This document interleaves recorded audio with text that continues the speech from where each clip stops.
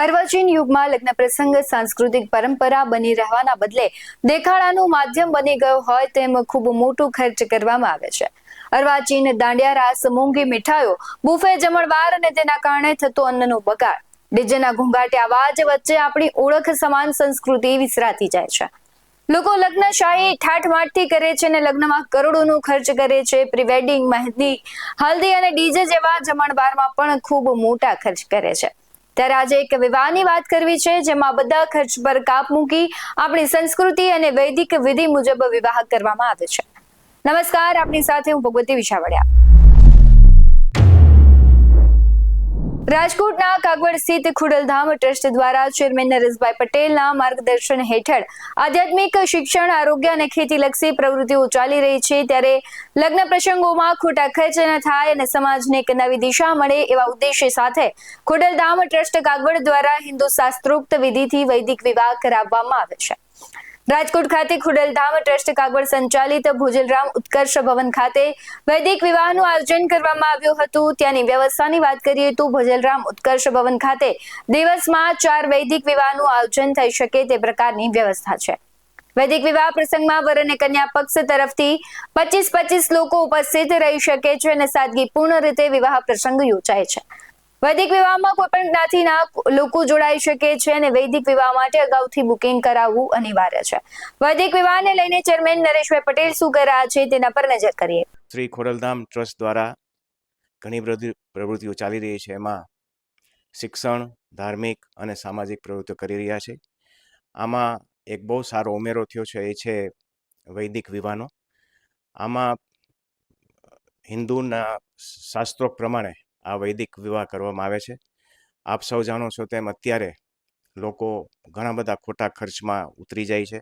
એકબીજાને દેખાદેખીમાં પણ ઘણા ખર્ચો થાય છે. ત્યારે એક આ વૈદિક વિવાહ જે ખોડલધામે પહેલ કરી છે, એમાં સૌ લોકો આમાં જોડાય અને ખોટા ખર્ચા ન કરે એ માટે આપ સૌને અપીલ કરું છું. જય મા ખોડલ. આ નવી પહેલને સારો પ્રતિસાદ મળી રહ્યો છે. ત્યાર સુધીમાં 12 જેટલા લગ્નો યોજાઈ ચૂક્યા છે અને અષાઢી બીજના દિવસે પણ 2 યુગલોના લગ્ન યોજાયા હતા.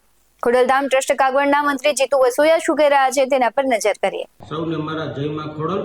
Jitu Vasoya, Khodaldham trust secretary. જીતુભાઈ, જે રીતના ખોડલધામ ટ્રસ્ટ દ્વારા છે તે વૈદિક વિવાહની શરૂઆત કરવામાં આવી છે, આ શરૂઆત ક્યારથી કરવામાં આવીને શું છે સમગ્ર વિગત?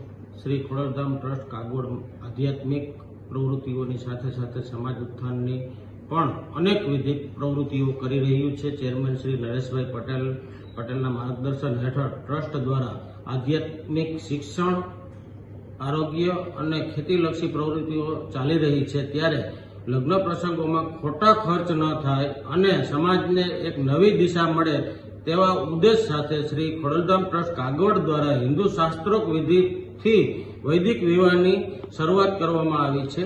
આપણે અહીંયા જ્યાં બેઠા છીએ તે શ્રી ભોજલરામ ઉત્કર્ષ ભવન ખાતે 12 ડિસેમ્બર 2024ના રોજ વૈદિક વિવાહનો પ્રારંભ થયો હતો. અત્યાર સુધી 12 લગ્નો યોજાઈ ચૂક્યા છે અને આજે અષાઢી બીજના દિવસે વધુ 2 લગ્નો યોજાવા જઈ રહ્યા છે. વૈદિક વિવાહમાં જોડાયેલા પરિવારને ખૂબ ખૂબ અભિનંદન પાઠવું છું. ખોડલધામ ટ્રસ્ટની આ વૈદિક વિવાહની પહેલને ખૂબ જ સારો પ્રતિસાદ મળી રહ્યો છે. જે પરિવારો લગ્નમાં જોડાઈ રહ્યા છે તેઓ પણ આ પહેલને વધાવી રહ્યા છે. વધુને વધુ પરિવારો આ વૈદિક વિવાહમાં જોડાય તે માટે આપણે સૌ સાથે મળીને પ્રયાસ કરીએ તેવી સૌને વિનંતી કરું છું.